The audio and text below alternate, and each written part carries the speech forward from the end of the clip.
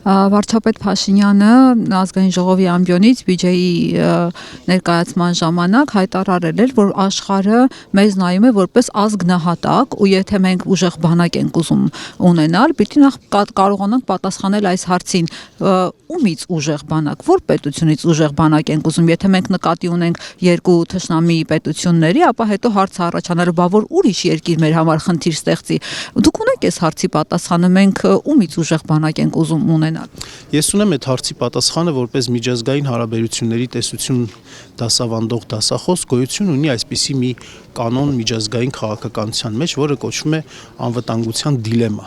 Այսինքն երբեք ու երբեք էլ պետությունները տեսականորեն վերցրած չեն հասնում անվտանգության իրենց ուզած մակարդակին, որովհետև միշտ էլ հայտնվում է ավելի ուժեղը եւ պատմության մեջ չկա այդպիսի պետություն, որ հազարավոր տարիներ շարունակ ինքը եղած լինի ամենաուժեղը։ Այնպես որ սա շահարկելը անհեթեթություն է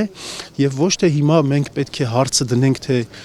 ուժեղ ումից, այլ ուժեղ որքան։ Հասկանալի է, որ թվային համեմատություններով մենք չենք կարող կարճաժամկետ հեռանկարում Թուրքիային, օրինակի համար, եթե Թուրքիան մեզ սպառնալիք ներկայացնի,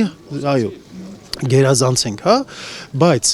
այսպիսի ավելի պատկերավոր ասեմ, եթե անտառ է, որտեղ որ վայրի գազաններ կան եւ գայլերը քեզ սպառնում են, ապա եթե դու հնարավորություն չունես առյուծ դառնալու գայլից պաշտպանվելու համար, ապա գոնե պետք է ոզնի դառնաս, որպեսզի գայլը չկարողանա քեզ կուլ տալ, քեզ հոշոտել։ Խոսքը սրա մասին է, որ մենք կարող ենք մեր ռեսուրսները համախմբելով,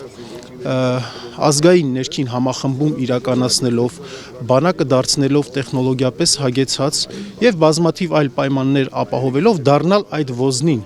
որ քաղաքականապես անընդունելի լինի հակառակորդ երկրների համար քո հանդեպ ագրեսիա իրականացնելը, ոչ թե ուժեղ ումից, այլ ուժեղ որքան։